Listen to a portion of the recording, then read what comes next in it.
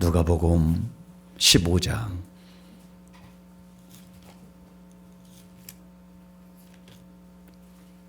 25절로 32절까지 교독하겠습니다. 누가복음 15장 25절입니다.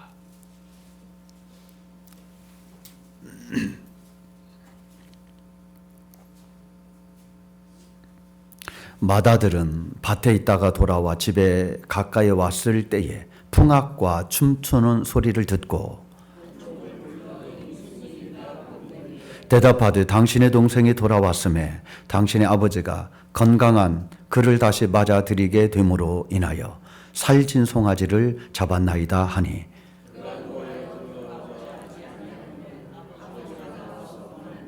아버지께 대답하여 이르되 내가 여러 해 아버지를 섬겨 명을 어김이 없거늘 내게는 염소 새끼라도 주어 나와 내 벗으로 즐기게 하신 일이 없더니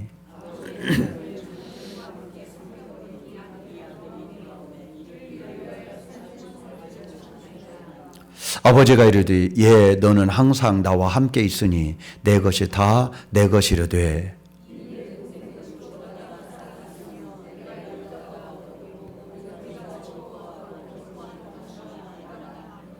아멘. 우리 좌우 앞뒤분하고 인사 한번 합니다. 축복합니다. 축복합니다. 축복합니다.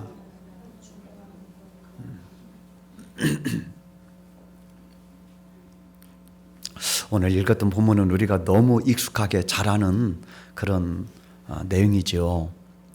이 비유의 이름이 뭐죠?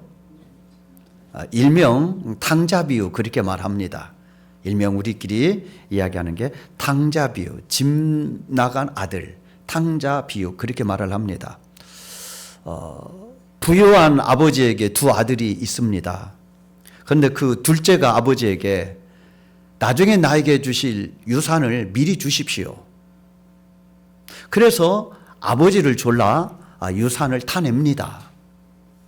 유산을 받자마자 이 아들은 먼 나라로 가게 됩니다. 그리고 거기서 잘 살겠다고 하는 계획을 가지고 출발했지만 허랑방탕하게 됩니다. 그리고 돈을 탕진하게 됩니다.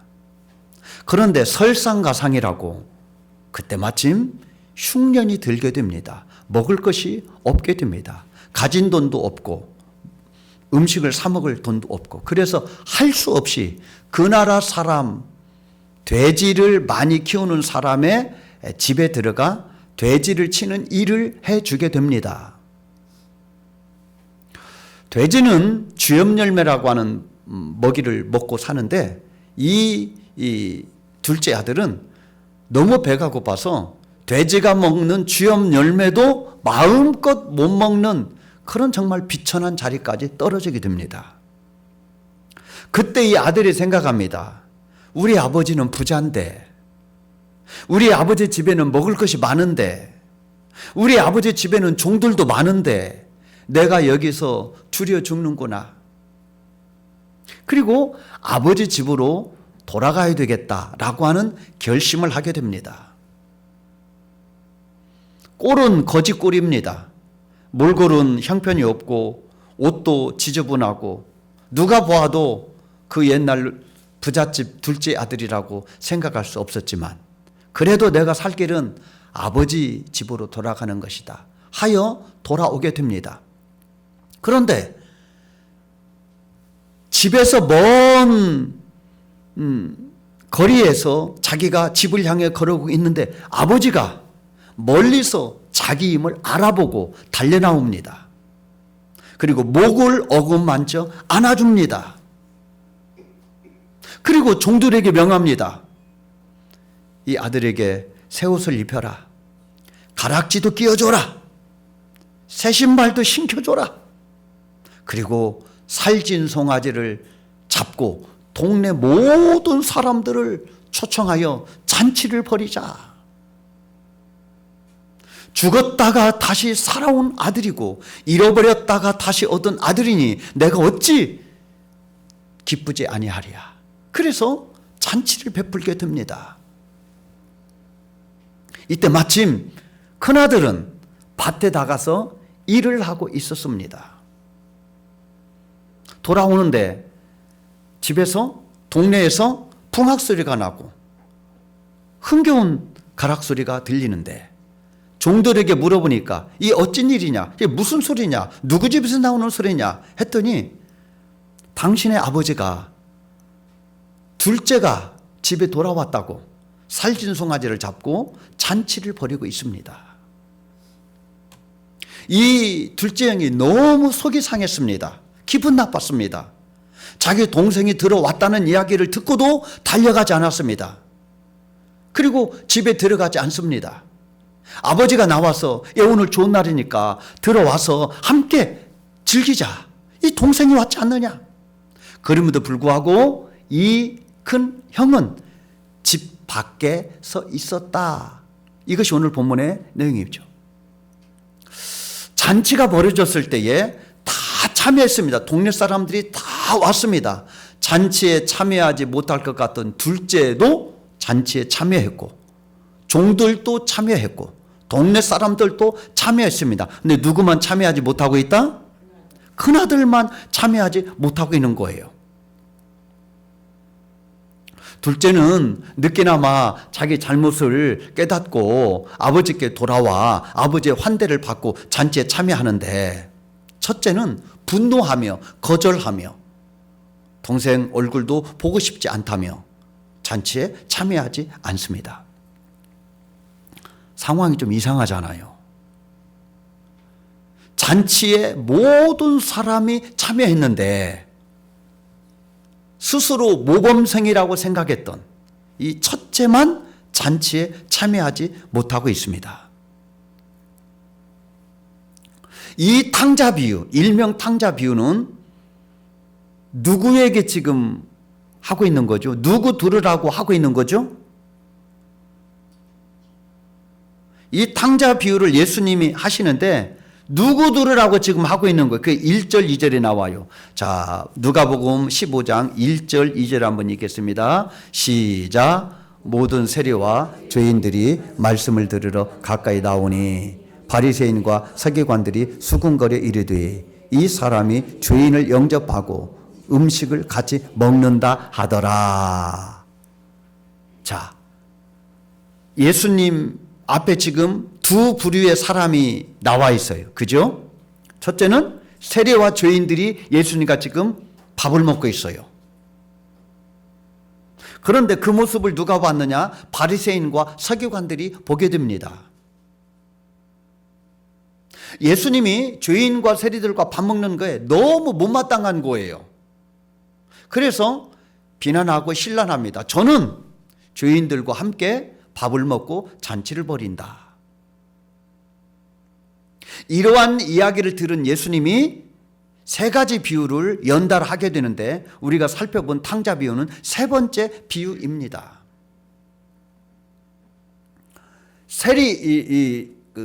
바리새인과 서기관들은 자기 중심으로 생각을 하는 거예요.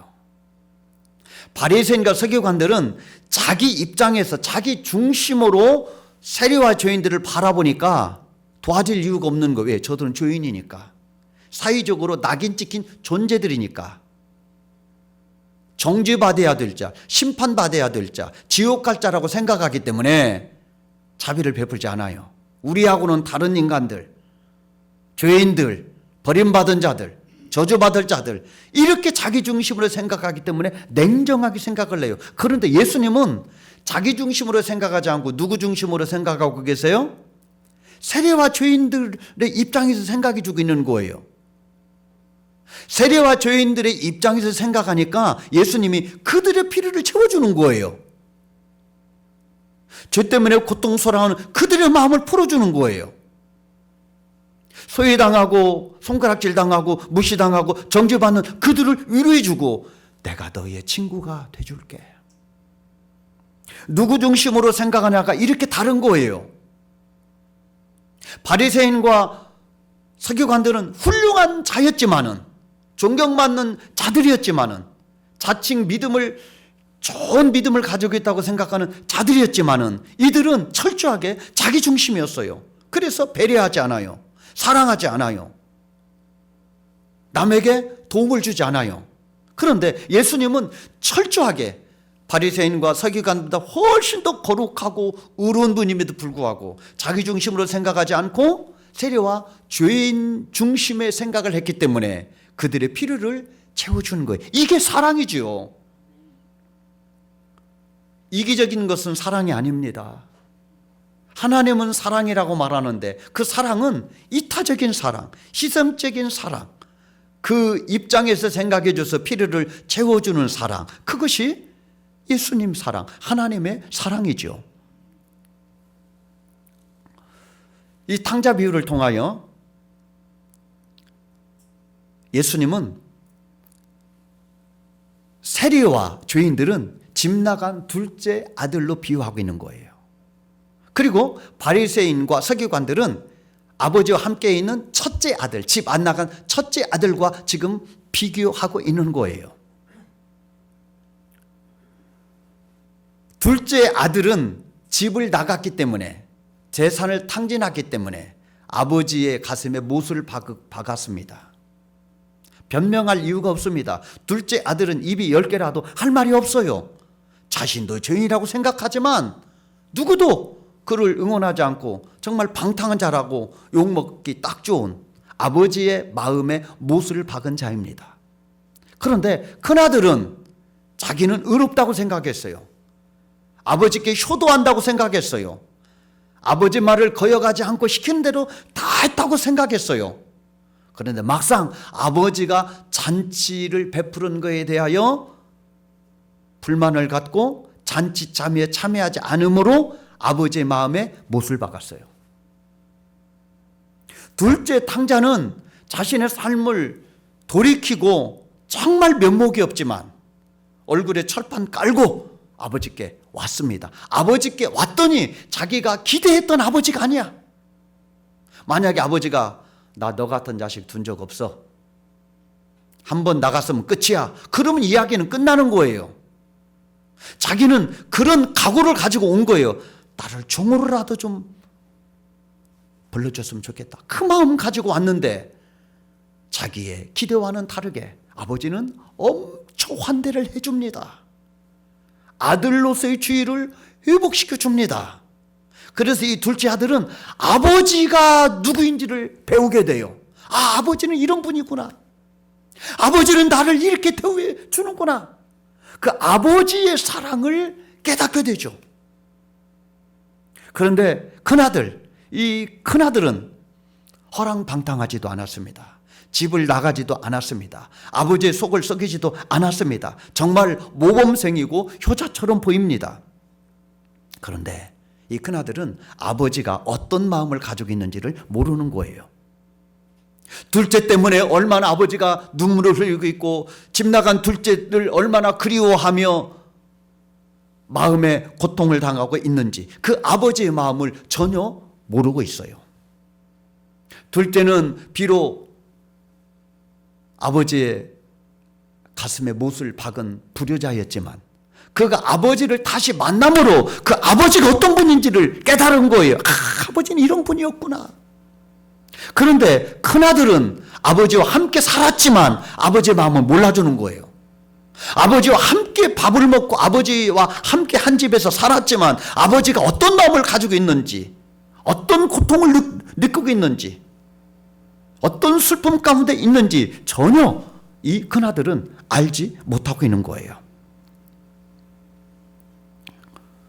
아버지의 마음을 알아주는 것, 그것이 효도하는 거예요. 아버지가 어떤 마음을 갖고 계신지를 헤아릴 줄 알아야 아버지를 기쁘게 해드릴 수 있는 것이죠. 누가복음 15장은요 3가지의 비유가 나와요. 근데 이 3가지 비유에 공통점이 있어요. 그 공통점이 뭘까요? 3가지 비유, 잃은 양 비유, 잃은 돈 비유, 집 나간 아들의 비유, 이 3 비유인데 이 3 비유에 공통점이 있어요. 이 세 비유의 결론을 주님이 이렇게 맺고 있어요. 공통점은 다 찾은 거잖아요. 다시 잃은 양도 다시 찾고, 잃은 돈도 다시 찾고, 집 나간 둘째 아들도 다시 돌아와 다시 찾고, 다 찾은 거예요. 그래서 아버지의 마음이 어떻느냐, 그것을 표현하고 있는 거예요.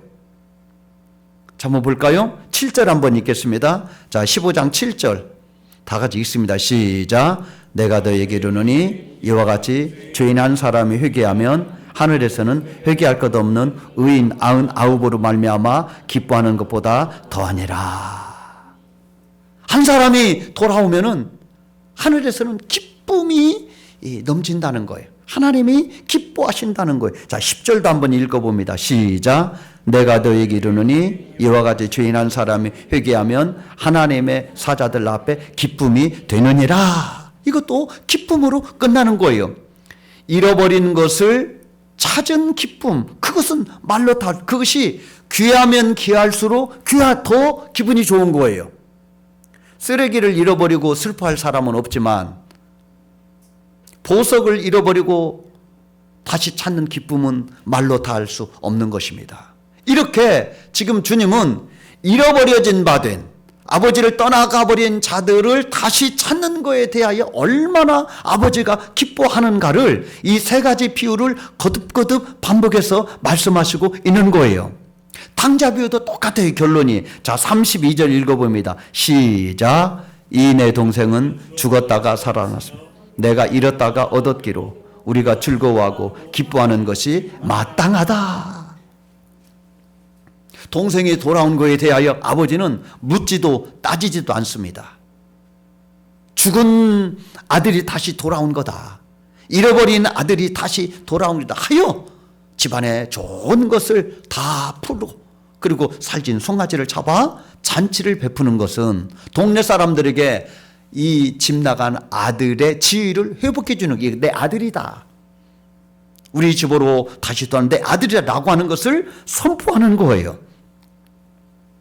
예수님은 세리와 죄인들과 밥을 같이 먹었다고 하는 것은 친구가 되는 것이고, 밥을 같이 먹었다고 하는 것은 기쁨의 표현인 거예요.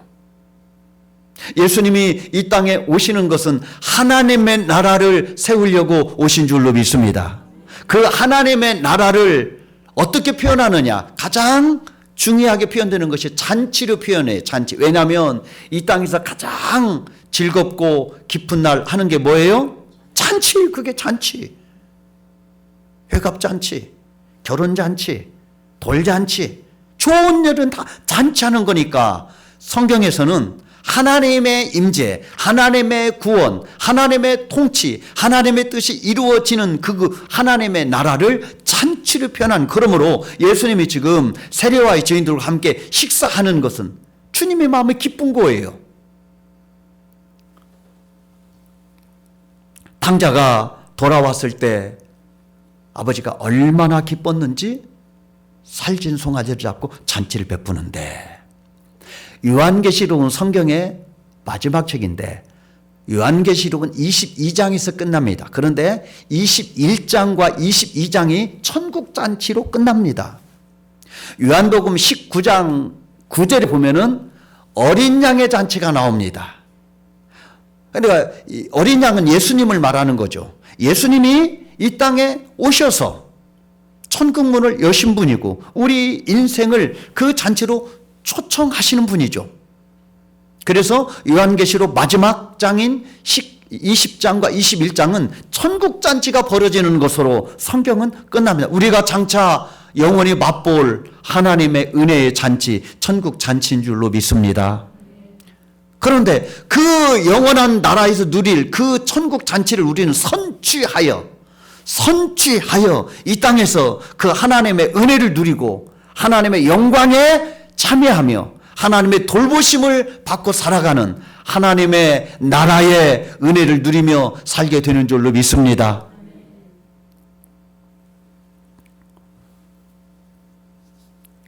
둘째 아들은 유산을 땡겨받아 집을 나감으로 부류자식이 됐습니다.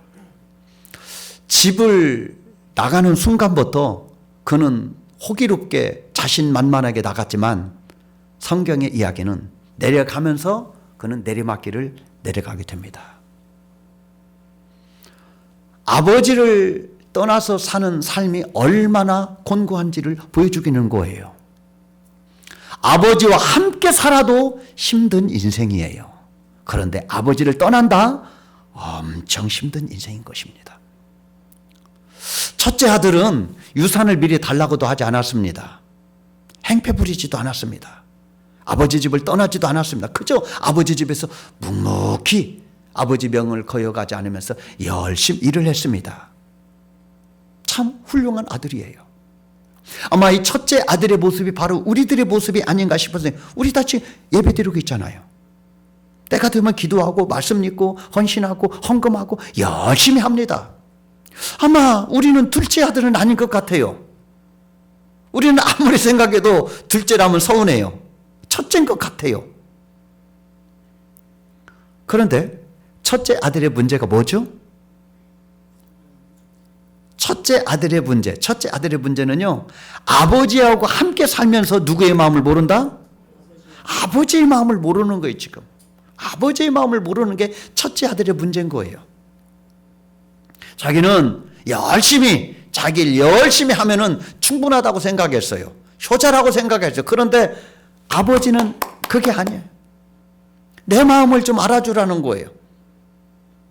돌아온 동생을 박대하잖아요. 잔치에 참여하지도 않잖아요. 아버지는 얼마나 둘째를 찾고 잘 있는지, 건강한지, 밥은 제대로 먹고 사는지, 어떻게 사는지 연락되지 않고 그 잃어버린 자식 때문에 애가 달른데 형은 그런 아버지의 마음을 전혀 가지고 있지 않아요. 동생이 왔는데도 얼굴 안 보고 싶다는 거잖아요. 아버지 재산을 가져 허랑방탕하여 탕진한 저 아들을 위하여 어찌 이렇게 환대를 하십니까? 이해가 안 되는 거예요. 그가 아버지의 마음을 조금 품었더라면, 그래 잘 왔다, 또 고생했지, 괜찮아, 돈은 이따가도 없고 다시 벌면 되고 걱정하지 마라, 아버지하고 내가 얼마나를 기다렸는지 모른다, 잘 왔다 동생아. 그랬으면 아버지가 그 모습을 보고 얼마나 흐뭇해하겠어요. 그렇지. 부모들은요, 자식들이 을을 서로 의좋게 행복하게 살아가는 거 배가 불러요. 자식들이 싸우는 것처럼 속상한 게 어디 있어요. 자식들이 불화하고 싸우고 그것처럼 불효가 없어요. 그런데 자식들끼리 콩한 조각도 서로 나눠 먹으며 의좋게 살면은요, 부모는 행복한 거예요. 자식을 보면은 기쁜 거예요. 그런데 그 아버지의 마음을 형은 모르는 거예요. 첫째는 모르는 거예요.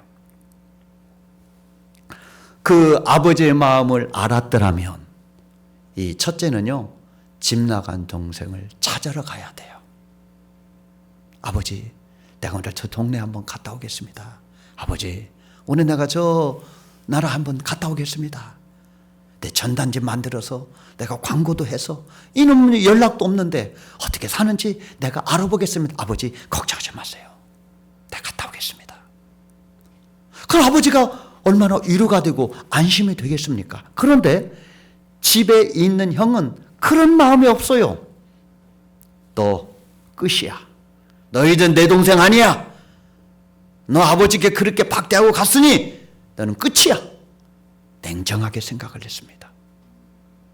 이 아버지와 함께 사는 큰아들은요, 동생을 찾아야 될 사명이 있는 거예요.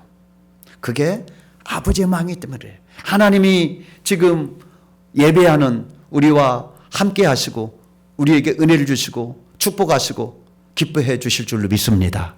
하나님은 예배자를 찾으니까요, 하나님이 우리 예배를 정말 기쁘게 받으세요. 그런데요, 하나님은 교회 밖에 있는 사람들 때문에 마음이 안타까워요.